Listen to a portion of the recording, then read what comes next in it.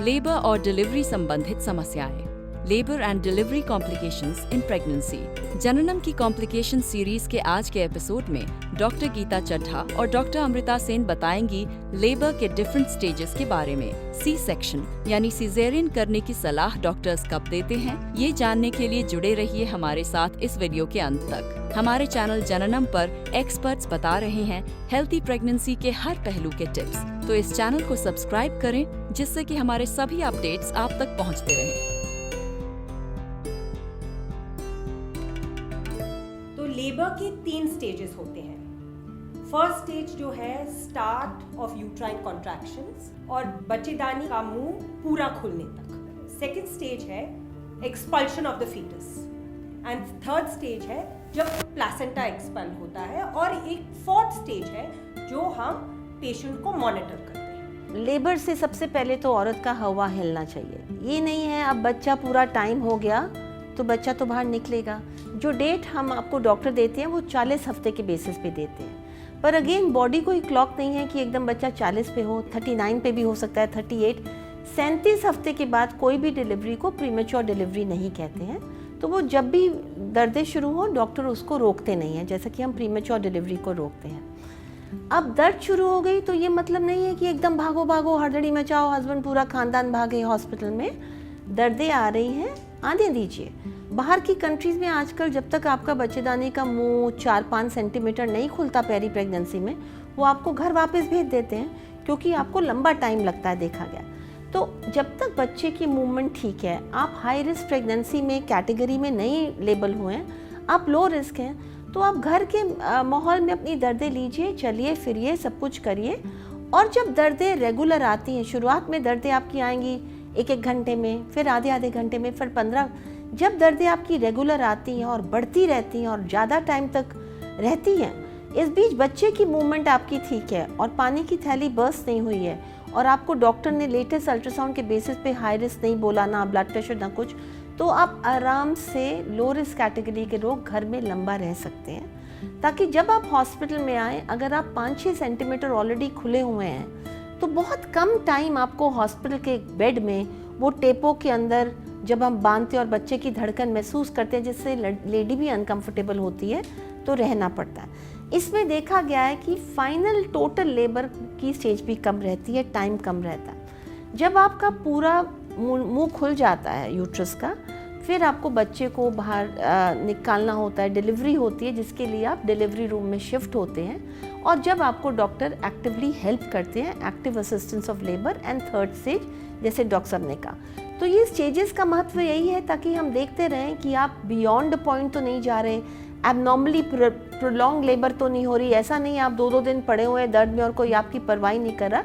इसके लिए डॉक्टर्स के पास पार्टोग्राम चार्ट्स होते हैं और हमारी लाइंस होती है, alert lines and action line. जब हम सोचे कि बहुत टाइम हो गया और लड़की डिलीवर नहीं कर रही, कि हम इसको हार्म तो नहीं कर रहे, तो इसीलिए लेबर के बारे में हम लोग को जानकारी कुछ हालात तक ज़रूरी है। और बहुत सारे फॉल्स अलार्म्स होते हैं, तो कैसे पता चल जाता है कि यही ट्रू लेबर पेन्स हैं? ट्रू लेबर पेन्स जो आते हैं वो रेगुलर इंटरवल्स पे आते हैं, वो ड्यूरेशन और इंटेंसिटी में बढ़ते जाते हैं। और जब बच्चेदानी का मुंह खोलने लगता है, तब एक जैसे खून या एक म्यूकस का प्लग वो निकलता है, तो पता चल जाता है औरत को कि अभी मेरे बच्चेदानी का मुंह भी खुल रहा है। तो ये सब जो साइंस हैं वो पता होने चाहिए।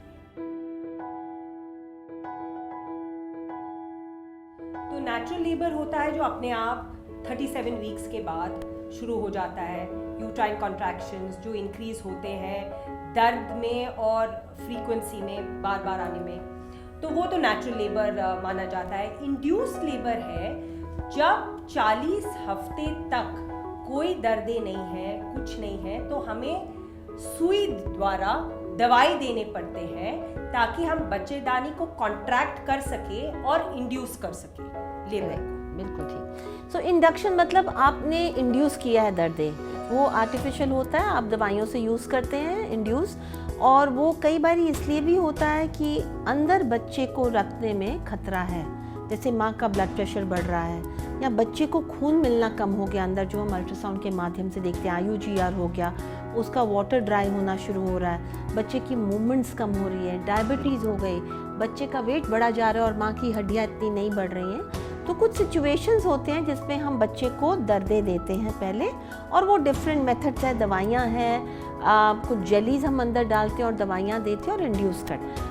कई बारी हम इंडक्शन में सफलता पाते हैं, कई बारी इंडक्शन में सफलता नहीं पाते। जब औरत को दर्द होती है तो उसकी दर्दें पेन रिलीफ कैसे दिया जाए, तो पेन रिलीफ के लिए हम लोग कई बारी एंटोनॉक्स गैस देते हैं जिसका वो मास्क देती रहती है। पर आजकल बहुत पॉपुलर है एपिड्यूरल एनाल्जेसिया, जिसमें एनेस्थेटिस्ट रीढ़ की हड्डी में एपिड्यूरल स्पेस में आके सुई देते हैं और कैथेटर डालते हैं और उसमें दवाई देते रहते हैं। उसमें औरत बिल्कुल अवेक होती है, बेहोश नहीं होती, बातचीत कर लेती है, चल फिर पाती है, पर उसको बच्चेदानी की जो दर्दें हैं वो महसूस नहीं होती है। तो ये बहुत अच्छा रेवोल्यूशन है, ये पिछले कुछ सालों में, कुछ डेकेड्स में आया है, जिसको एपिड्यूरल एनाल्जेसिया कहते हैं। और बहुत सी औरतें एपिड्यूरल एनाल्जेसिया से पेनलेस लेबर लेती हैं। आइए जानते हैं कि कब और किन हालात में डॉक्टर सीजेरियन करने की एडवाइस देते हैं। तो जब हमें पता चल जाता है कि फीटल डिस्ट्रेस हो रहा है, कि बच्चे की धड़कन कम हो रही है, या जब बच्चेदानी कॉन्ट्रैक्ट हो रहा है वो बच्चे की धड़कन रिएक्टिव नहीं हो रही है, तब हमें पता चल जाता है कि बच्चा परेशान है बच्चेदानी के अंदर। या जब हम वो पानी की थैली हम काटते हैं और वो हरा कलर का निकलता है, इसका मतलब है कि बच्चे ने अंदर ही पॉटी कर दिया। और ये होता है जब इमरजेंसी होती है, जब बच्चा परेशान है अंदर, तब हम इमरजेंसी सिजेरियन कर सकते हैं। देखिए, सिजेरियन भी अलग टाइप के होते हैं, या आप इमरजेंसी करते हैं या आप इलेक्टिव करते हैं। इलेक्टिव मतलब कोई इमरजेंसी नहीं है, आपने पहले डिसाइड किया हम सिजेरियन करेंगे, उसकी एक लंबी चौड़ी लिस्ट है। बट जस्ट ब्रीफली बताने के लिए, अगर किसी औरत के पहले 2 सिजेरियन हुए हैं तो अधिकतर हम उस लेडी को लेबर नहीं देंगे, क्योंकि दर्दे देने में पुरानी बच्चेदानी का स्कार फट सकता है। दूसरा, पहला बच्चा है और ये उल्टा बच्चा है, ट्रांसवर्स लाया है, और उसको हम एंड स्टेज में हम उसको बाहर रोटेट नहीं कर पाए, किसी कारण हमारा वर्जन फेल हो गया, या ऐसे कुछ और कारण है, बच्चे का एक्सट्रीम ग्रोथ रिस्ट्रिक्शन है और उसके फ्लोज खराब है, ऑलरेडी प्लेसेंटल इनसफिशिएंसी है, खून नहीं दे पा रहे, जबकि यूट्रस सुकड़ नहीं रहा, और उसके बावजूद अब जब सुकड़न देंगे तो वो बच्चा नहीं ले पाएगा। तो कुछ मोटे मोटे कारण है जिसपे हम इलेक्टिव सिजेरियन करते हैं। इमरजेंसी सिजेरियन होता है जब लेडी को ऑलरेडी दर्द हो रही है, हम सोच रहे हैं सब कुछ नॉर्मल जा रहा है और कुछ हो गया और नॉर्मल नहीं जा रहा और हमको जल्दी सिजेरियन करना है, जिसमें कि बच्चे की धड़कन गड़बड़ हो गई या बच्चे ने स्टूल पास कर दिया, मतलब वो उसके ब्रेन को ऑलरेडी ऑक्सीजन नहीं मिल रहा और उसका स्टूल का स्फिंक्टर लूज होके पॉटी उसकी निकल गई, या हम वेट करी जा रहे हैं और ये बच्चा नीचे ही नहीं आ पा रहा और उसका लोअर सेगमेंट स्ट्रेच करी जा रहा है। क्या हमने गलत डिसीजन लिया था? ये बच्चा, औरत की हड्डियाँ छोटी और बच्चा बहुत बड़ा है।